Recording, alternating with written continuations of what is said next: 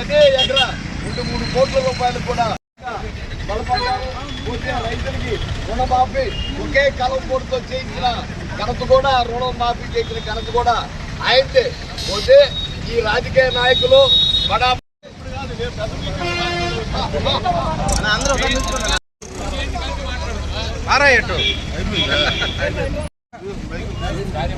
ప్రాధాన్యత ఇవ్వాలా అందరికీ.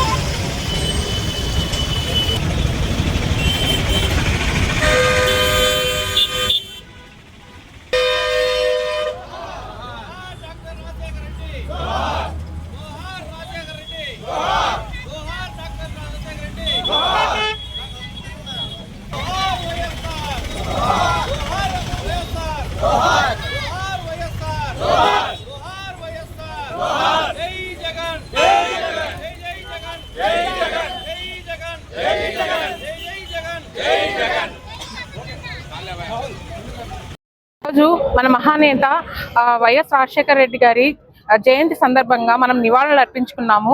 వైఎస్ రాజశేఖర రెడ్డి గారు ఎన్నో అద్భుతమైన కార్యక్రమాలను నిర్వహించారు.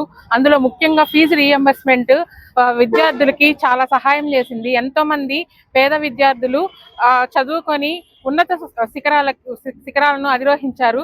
అలాగే 108, 104 ఆరోగ్యశ్రీ వంటి గొప్ప గొప్ప సేవలను చేశారు. అలాగే మన జగన్మోహన్ రెడ్డి గారు కూడా తండ్రి బాటలోనే అనేక అద్భుతమైన కార్యక్రమాలను చేశారు. ఈసారి ఎలక్షన్స్ లో మన మహానేత జగన్మోహన్ రెడ్డి గారిని గెలిపించుకొని, అలాగే ప్రసన్న కుమార్ రెడ్డి గారిని గెలిపించుకోవాలని మనస్ఫూర్తిగా కోరుకుంటున్నాను. అందరికీ నమస్కారం. ఈరోజు మహానేత వైఎస్ రాజశేఖర రెడ్డి గారి జన్మదినం. ఆయన భారతదేశ చరిత్రలోనే ఆయనకంటూ ఒక ప్రత్యేక అధ్యాయాన్ని సృష్టించుకున్న మహానేత వైఎస్ రాజశేఖర రెడ్డి గారు. ఆయన లేని లోటును ఎవ్వరూ తీర్చలేనిది.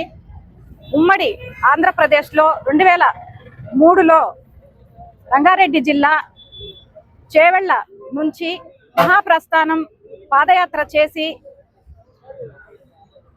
1475 కిలోమీటర్లు పాదయాత్ర చేసి చరిత్రను సృష్టించిన నేత మన వైఎస్ రాజశేఖర రెడ్డి గారు. ఆయన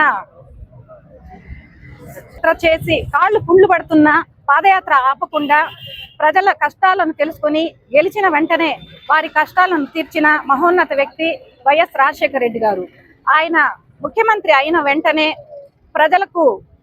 పేద ప్రజలకు విద్యా వైద్యం అందించాలనే ఉద్దేశంతో 104 ఆరోగ్యశ్రీ, 108 ఫీజు రీఎంబర్స్మెంట్, ముఖ్యంగా మైనార్టీస్ కి 4% రిజర్వేషన్స్ మొదలగు అద్భుతమైనటువంటి సంక్షేమ పథకాలను ప్రవేశపెట్టి ప్రజల గుండెల్లో చిరస్థాయిగా నిలిచిపోయారు.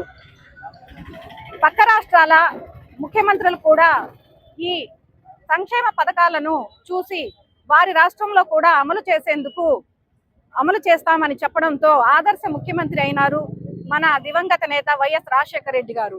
తండ్రి బాటలోనే తనయుడు వైఎస్ జగన్మోహన్ రెడ్డి గారు నడుస్తూ ఆయన బాటలోనే పాదయాత్ర చేసి ప్రజల యొక్క కష్టాలను తెలుసుకుని గాంధీజీ కలలు కన్నా స్వరాజ్యం సచివాలయ వ్యవస్థను స్థాపించారు, వాలంటరీ వ్యవస్థను స్థాపించారు. అదేవిధంగా ప్రతి గ్రామానికి సచివాలయం, ఆర్బీకేలు, హెల్త్ సెంటర్స్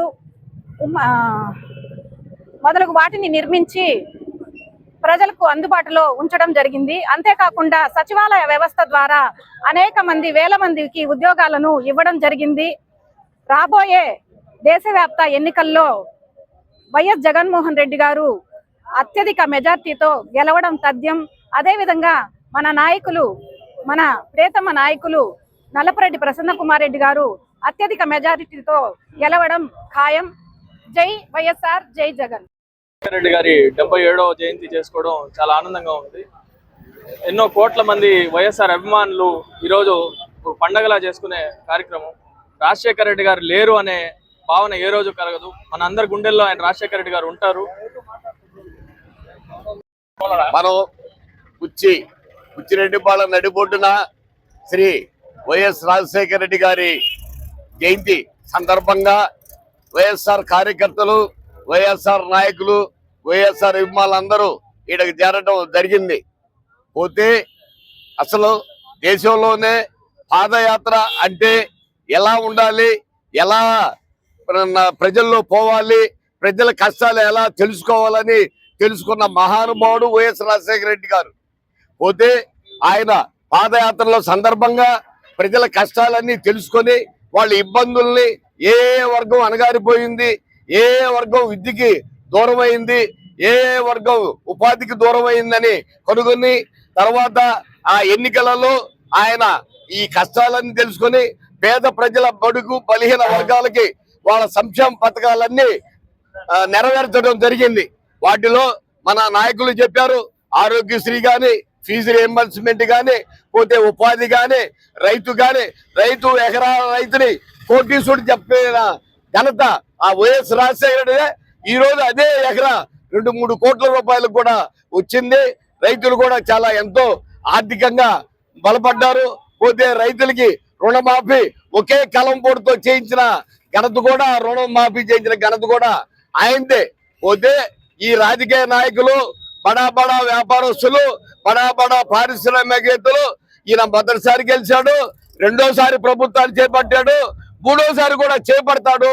ఆయన ప్రజల్లో హృదయాల్లో నిలిచిపోయి ఉన్నాడు. ఆయన ఉద్దేశంతో కక్షపూరితంగా, కుట్రపూరితంగా బడా పారిశ్రామికవేత్తలు, ప్రతిపక్షాలు అందరూ కలిసి ఆయన్ని మరణం, సహజ మరణం కాదు, ఆయన కుట్రపూరితో చంపేశారు.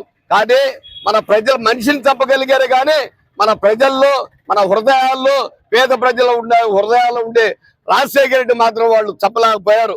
దానిలో వైఎస్ జగన్మోహన్ రెడ్డి గారు ఆయన నాయకత్వం వహించి ఆయన ప్రవేశపెట్టిన సంక్షేమ పథకాలన్నీ నేను అమలు జరుపుతానని ఆయన చనిపోయినప్పుడు హఠాత్తుగా చనిపోయిన కుటుంబాలందరినీ దగ్గరికి తెచ్చుకొని వాళ్ళకందరికీ ధైర్యం చెప్పి ఈ రోజు వైఎస్ఆర్ కాంగ్రెస్ పార్టీ అని పార్టీని స్థాపించి మన అందరికీ అండగా నిలబడి ఉన్నాడు జగన్మోహన్ రెడ్డి. కాబట్టి మనం అందరం అకుంఠ దీక్షతో జగన్మోహన్ రెడ్డి ప్రభుత్వాన్ని తెచ్చుకోవాలి. అలాగే మన ప్రియతమ నాయకులు, మాజీ మంత్రి వైర్యులు, కోవూరు ఇన్ఛార్జి వైఎస్ఆర్సీపీ నాయకులు నల్లపురెడ్డి ప్రసన్న కుమార్ కూడా మనం ఖచ్చితంగా గెలిపించుకుంటామని ఇందు మూలంగా తెలియజేసుకుంటూ దీనికి అందరూ కలిసి పనిచేయాలని కోరుకుంటున్న సోదరులారా.